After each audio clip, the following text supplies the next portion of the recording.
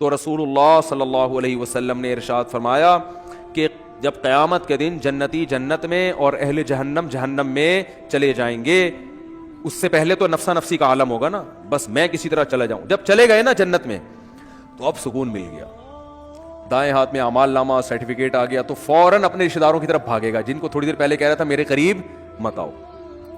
تو اللہ فرماتے ہیں جیسے ہی اعمال نامہ دائیں ہاتھ میں آئے گا، ہاں اقرؤوا کتابیہ، ارے ابا کہاں ہیں، اماں کہاں ہیں، بیوی کہاں ہیں، بچے کہاں ہیں، میرا اعمال نامہ پڑھو، میرا اعمال نامہ دیکھو. دکھائے گا سب کو لا لا کے، انی ظننت انی ملاق حسابیہ، مجھے یقین تھا کہ ایک دن میرا اعمال نامہ مجھے ملنے والا ہے، اسی یقین کی بیس پر تو میں عمل کرتا تھا، آج دیکھو اللہ نے میرا اعمال مجھے دکھا دیے. فہو فی عیشۃ راضیہ، اللہ فرماتے ہیں ایسی زندگی میں ہوگا کہ زندگی اس سے خوش ہوگی. یہ بھی قرآن کی عجیب بلاغت ہے. بھائی ہونا تو یہ چاہیے ایسی زندگی ہم اس کو دیں گے کہ یہ اپنی زندگی سے خوش ہوگا، لیکن قرآن کہہ رہے یہ نہیں، ایسی زندگی ہم اس کو دیں گے کہ زندگی اس سے خوش ہوگی. یہ بلاغت ہے، مبالغہ ہے. جیسے کہتے ہیں نا فلاں کی تو زندگی اس پہ مہربان ہو گئی ہے، لوگ کہتے ہیں نا یار فلاں کی تو تقدیر اس پہ عاشق ہو گئی ہے، جو سوچتا ہے زندگی اس کو وہ دے دیتی ہے. تو اللہ فرماتے ہیں ایسی زندگی کہ یہ تو چھوڑ دے کہ وہ زندگی سے خوش ہوگا نہیں ہوگا، زندگی اس پہ مہربان ہوگی، ایسی پیاری زندگی ملے گی. تو جب یہ ہو جائے گا وہ جنت میں چلے جائیں گے. تو جنت میں شروع میں تو اپنا ہی حساب کتاب ہو رہے ہیں اور یہ انار کے باغات اور یہ سیب کے باغات اور یہ نہریں اور یہ انہی میں. تھوڑے دن کے بعد اس کو خیال آئے گا یار وہ ہمارے ساتھ انڈا موڑ پہ چائے پیا کرتا تھا ایک بندہ، وسیم نام تھا اس کا، آج کل مارکیٹ میں شارٹ ہے، وہ کہاں گئے. پھر آہستہ آہستہ نا اپنے ریلیٹو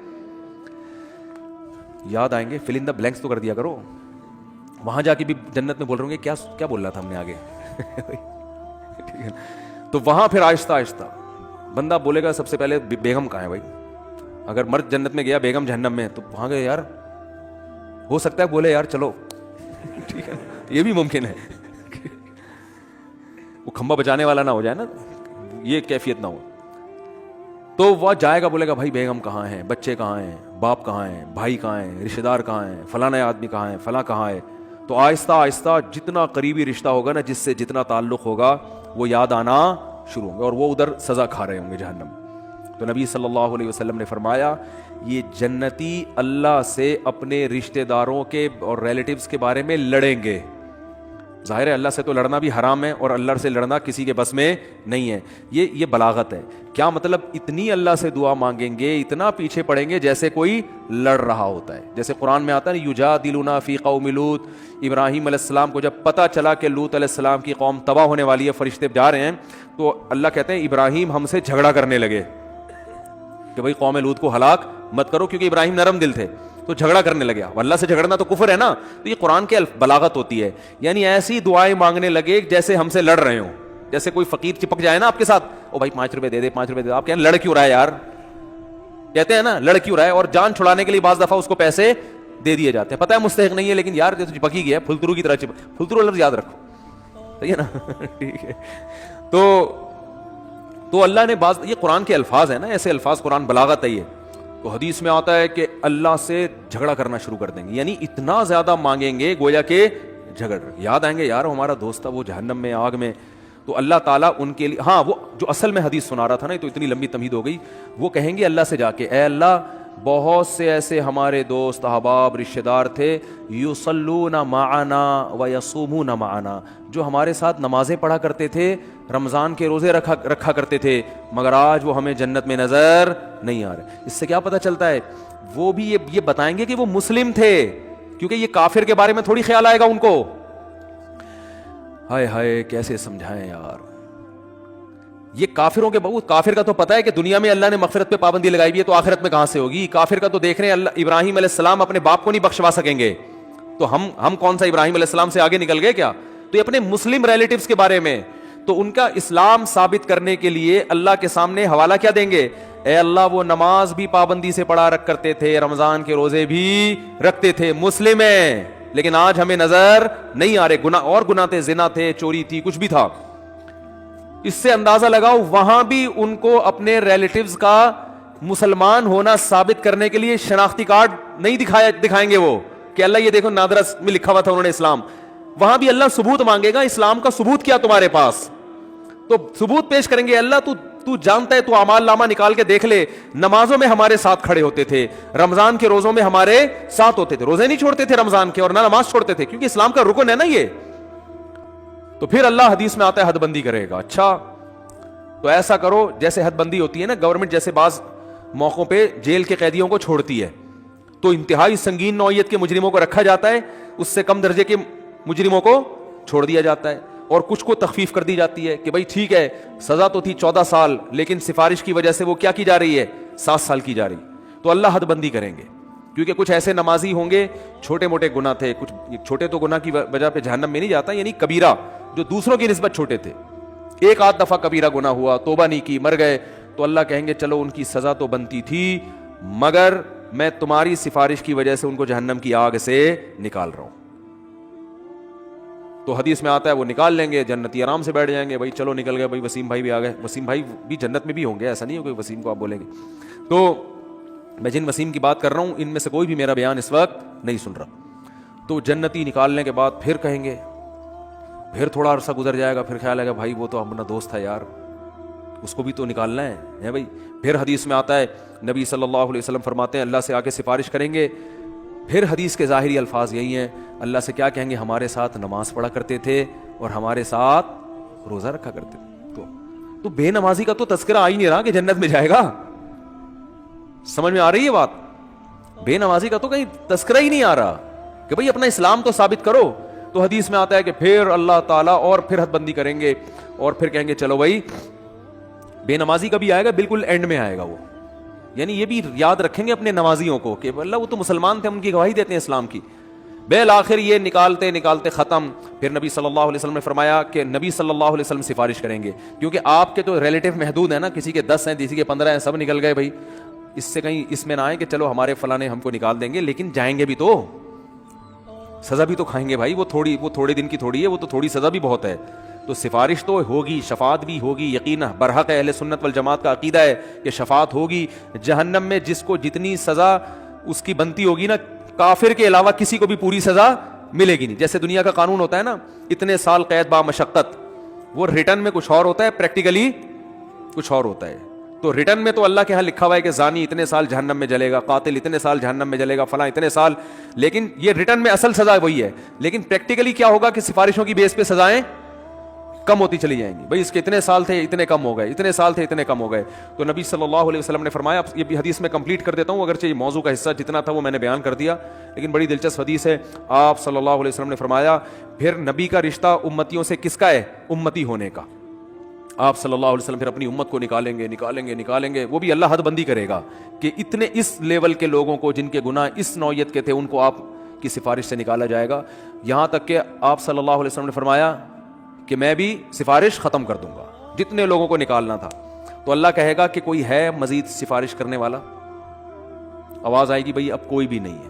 اللہ کیا کیا پیارے الفاظ ہیں یار حدیث کے. اللہ فرمائیں گے هل يبقى الا الرحمن, جو رحمان ہے سب سے زیادہ رحم کرنے والا وہ تو ابھی باقی ہے. یعنی تمہیں اگر ترس آ رہا ہے, کوئی تمہارا ماموں ہے, کوئی تمہارا چاچا ہے, کوئی تمہارا باپ ہے, تم ان رشتوں کی بیس پر, اور نبی ترس کھا رہے ہیں کہ میری امت ہے, تو اللہ فرمائیں گے میں تو رحمان ہوں اور یہ میری مخلوق ہے. میں تو رحمان ہوں نا, تو رحمان کیسے چھوڑ دے گا؟ وہ نہیں, وہ اپنی مرضی سے نہیں نکالے گا.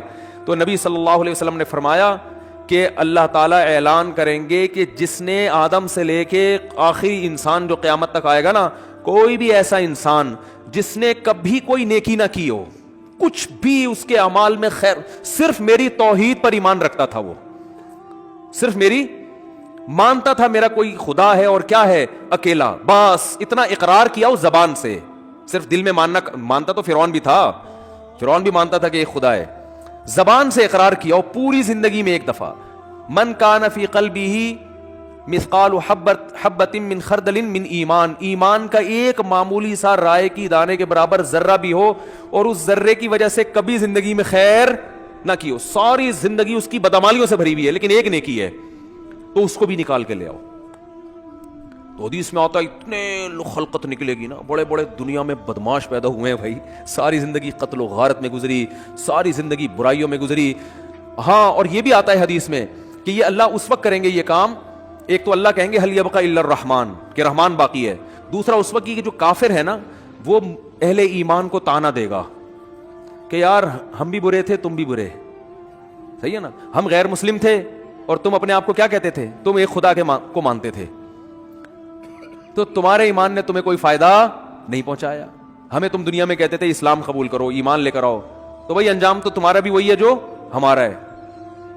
تو قرآن کے حدیث میں آتا ہے اللہ تعالیٰ اس وقت جس کے دل میں بھی رائی کے دانے کے برابر بھی ایمان ہوگا نا, اللہ کہے گا میں اپنے ماننے والوں کو نہ ماننے والوں کے ساتھ نہیں رکھ سکتا. یہ غیرت کا مسئلہ ہے. تبھی لوگ کہتے ہیں نا غیر مسلم اتنے نیک اچھے اعمال کر رہے ہوتے ہیں, وہ جہنم میں کیوں جائیں گے؟ او بھائی غیرت کا مسئلہ ہوتا ہے. آپ کی فرض کرو 2 بیویاں ہیں, ایک بہت خدمت گزار ہے لیکن وہ کہتی ہے کہ بھائی میں آپ کی بیوی بھی ہوں, اور وہ جو فلاں جو ہے نا سبکتگین, ایسا نام نہ لو کہ وسیم ستار کو غصہ آ جائے نا, وہ بہت مشکل سا نام کوئی بتاؤ, سبکتگین بھی نام ہوتا ہے نا کیونکہ یہ غیرت والا مثال ہے. سبکتگین نہیں بھائی, کچھ بھی بتا لو یار, ابے کوئی ایسا مشکل سا نام بتاؤ دنیا میں کسی کا ہوتا ہی نہیں ہے. ABCD, صحیح ہے نا. وہ آپ کی 2 بیویاں تھیں, ایک اکڑ والی مانتی نہیں ہے بات کو, چائے کا بولو نہیں پکا کے لائے گی, آپ بولو بھائی کھانا پکاؤ نہیں پکائے گی, ہر وقت بس زبانی بد کلامی. لیکن جب اس سے پوچھا آپ کے میاں کون ہے, بھائی یہ میرے میاں ہے بس, ٹھیک ہے میں نہیں مانتی, ان کی ایک نہیں مانتی, لیکن ہے یہ میرے میاں, مجھے ماننا چاہیے ان کی, مجھے ان کا احترام کرنا چاہیے, لیکن اسے ہوتا نہیں ہے, اوپر سے فالٹ چلا رہا ہے, ہمارے خاندانی مسئلہ ہے, یہ آپس کی بات ہے ہماری, لیکن ہے بھائی یہ میرا میاں, اس کے علاوہ میں کسی اور سے محبت نہیں کر سکتی. میاں والی جو محبت ہے وہ اسی سے ہوگی. دوسری بڑی فرما بردار ہے, او بھائی جب چائے کا بولا بٹن دباؤ چائے آ رہی ہے, ایئر ہوسٹس والے اخلاق رکھے ہوئے, اس نے ٹریننگ وہاں سے لی ہوئی ہے, اس کی والدہ نہیں سکھائے اس کو یہ آداب تمیز. لیکن وہ آفس میں بھی آپ کے کسی دوست سے بھی اس کے سلام دعا بہت اچھی ہنس ہنس کے بات کرتی ہے. آپ جب کہتے ہیں بیگم مجھے بڑی غیرت آتی ہے, تو کہتے ہیں کیا ہو گیا, براڈ مائنڈڈ بنو, اگر تم سے میں محبت کر سکتی ہوں تو میرا پرانا بوائے فرینڈ ہے وہ, مجھے اس سے بھی وہی عشق ہے جو تم سے, بلکہ اسے تھوڑا زیادہ ہے, اتفاق سے شادی تم سے ہو گئی میری, چاہتی تو میں تھی وہاں ہو لیکن اب ہو گئی ہے, مجبوری میں گزارا کر رہی ہوں, نادرا میں سرٹیفکیٹ بن گیا, پھر دوبارہ سے 4-5 ہزار روپے کا خرچہ آئے گا, وہیں رہنے تو کاغذ میں رہنے تو, لیکن ویسے مجھے محبت اس سے ہے. رکھو گے غیرت اگر ہوگی تو بولا کہ بھائی وہ جو ہے نا جو ایک ذرا بھی خدمت نہیں کرتی, کم از کم مجھے اطمینان ہے کہ صرف کس کو مانتی ہے, شوہر مجھے مانتی, اور یہ تو اتنی وفادار ہے نا, تو وفادار تو میں گھر میں کوئی ماسی لا کے رکھ لوں گا, بٹن دباؤ اس سے زیادہ کام کرے گی. ماسیاں زیادہ کام کر لیتی ہیں نا. کیا ہو گیا بھائی, ماسی کو تو پوچھا لگانے کا بولو پوچھا لگائے گی, بیگم کو بولو پوچھا لگانے, تو کہے گی میں کیا پوچھا لگانے کے لیے آئی ہوئی یہاں پہ, اس لیے مجھ سے شادی کی تھی پوچھے لگوانے کے لیے, وہ تانا دے گی آخر, ماسی تھوڑی تانا دے گی. تو بیوی کی ڈیفینیشن میں سب سے پہلے یہ کہ وہ آپ کے علاوہ کسی اور کو شوہر نہ مانتی ہو, باقی محبت کرے کسی سے, ابا سے باپ والی, بھائیوں سے بھائی والی, لیکن جو شوہر سے جس طرح کی محبت کی جاتی ہے, عشق کیا جاتا ہے, وہ صرف میاں ہی ہے. تو جیسے میرے بھائی مرد اس معاملے میں شرکت برداشت نہیں کرتا, اگر غیرت ہوگی تو اللہ بھی کہتا ہے بھائی تم کتنے بڑے سائنسدان ہو, تم کتنے بڑے فنٹر ہو, تم نے ساری انسانیت کی خدمت کر کر کے ان کے پیٹ بھرے, اگر میرے ساتھ کسی اور کو بھی خدا مانتے ہو تو ان نیکیوں کا بدلہ پھر اسی سے جا کے لو.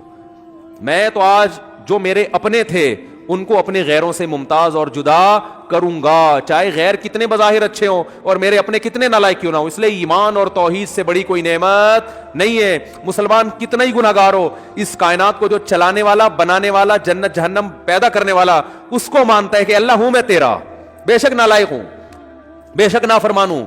تبھی یاد رکھو اپنے ایمان پہ سمجھوتا نہ کرو. جو لوگ یورپ جاتے ہیں, امریکہ جاتے ہیں, میں ان سے خاص طور پہ کہتا ہوں یار تم اگر یاشی میں لگ بھی رہے ہو, خدا کے بندو اپنے آپ کو مسلم تو کہا کرو, کم از کم برائی کو برائی تو سمجھو, اللہ توبہ کی توفیق دے دے, میں غلط کر رہا ہوں, یہ اعتراف تو کرو اللہ کے سامنے.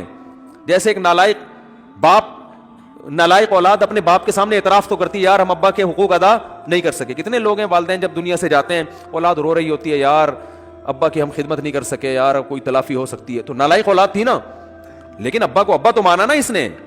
تو یاد رکھو جو اللہ کو اللہ ہی نہیں مانتا, یہ اللہ کے ساتھ شریک کرتا ہے, اس کے سارے اعمال قرآن کہتے ہیں راکھ کے ڈھیر ہیں. جیسے پھونک لگاؤ سارے اعمال اڑ گئے, پورا پہاڑ اڑ جائے گا نا, پھونک دیکھنے میں بہت ہے, اللہ فرماتے ہیں ایسا ہی ہوگا. تو نبی صلی اللہ علیہ وسلم نے فرمایا سب سے جو رائی کے دانے کے برابر بھی توحید کا قائل تھا نا, اس کو بھی اللہ نکال لے گا. تو اس لیے جہنم میں صرف وہی رہے گا جو مشرک ہے, جو کفر پہ مرا, جو قرآن کا, اللہ کے رسولوں کا انکار کرتا ہے.